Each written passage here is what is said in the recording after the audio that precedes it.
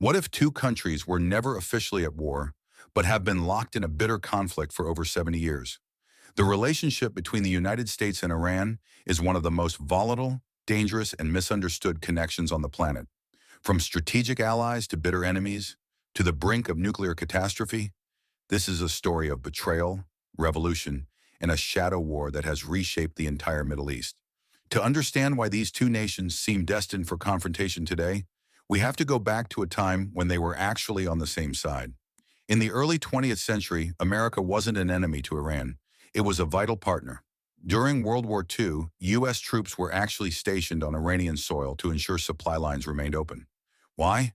Because Iran was the gateway to the world's most precious resource, oil. At the time, Washington saw Iran as a crucial bulwark against Soviet expansion. By the 1950s, the U.S. was firmly backing the Iranian leader, the Shah, as a key Western ally. But beneath this surface-level friendship, a storm was brewing. A desire for national independence was growing among the Iranian people, and it was about to collide head-on with Western interests. 1953 was the year everything changed. Iran's Prime Minister, Mohammad Mossadegh, made a bold move that shocked the global powers. He decided to nationalize Iran's oil industry. This meant taking control away from British companies and keeping the profits for the Iranian people. The West panicked. In a secret operation known as Ajax, the U.S., CIA, and British intelligence orchestrated a coup to overthrow the democratically elected Mossadegh. They succeeded. The Shah was reinstated with absolute power, and Western oil interests were secured. But the cost was higher than anyone realized at the time. For many Iranians, this wasn't just a political shift. It was a deep, lasting betrayal by a nation that claimed to stand for democracy. It planted the seeds of a distrust that would fester and grow for decades. Fast forward 26 years. The pressure finally reached a breaking point. Angry with the Shah's authoritarian rule and his perceived role as a puppet of the West, millions of Iranians took to the streets. In 1979, the monarchy collapsed. The Shah fled, and Iran transformed into an Islamic republic under the leadership of Ayatollah Khomeini.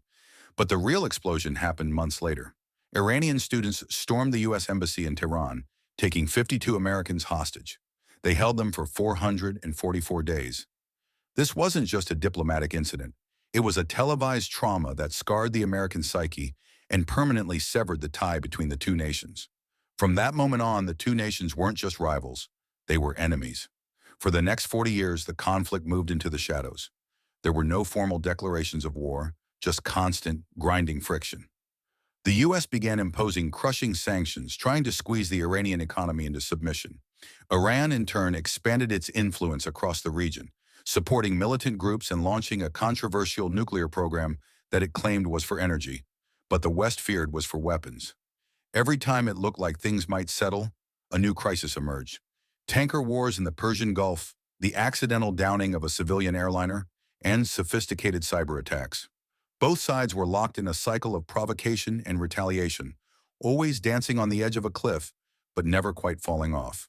But in recent years, that dance has become much more dangerous. The world has held its breath as tensions reached a fever pitch. We have seen sophisticated drone strikes, the assassination of high-ranking military officials, and massive cyber operations that crippled critical infrastructure. By 2026, the situation escalated even further. Direct military strikes and rapid-fire retaliations throughout the region sparked fears of a full-scale global conflict. Every time a missile is fired or a ship is seized in the Strait of Hormuz, global markets tremble. Oil prices spike, and the threat of a wider war becomes a terrifyingly real possibility.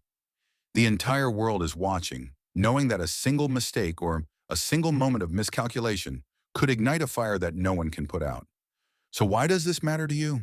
Because this conflict isn't just about two governments, it is about global energy security, it is about the stability of the entire international order, and the lives of millions caught in the crossfire. When these two giants clash, the ripples are felt in every corner of the globe, from the price of gas at your local pump to the high-level security meetings at the United Nations. Despite 70 years of pressure, sanctions, and threats, a full-scale declared war has been avoided. But the current silence isn't peace. It is a fragile, high-stakes standoff where the stakes get higher every single day. History tells us that conflicts this deep are rarely simple. They aren't just about today's headlines. They are built layer by layer, decision by decision, over generations. The animosity between the U.S. and Iran is a labyrinth of past grievances and future fears. To look at this map of tension is to see the world's most dangerous puzzle. And as we move forward, we must realize that understanding the ghosts of 1953 and 1979 is the only way to prevent the tragedies of tomorrow. Because in the world of high-stakes geopolitics, the past is never truly dead. It is just waiting to see what we do next.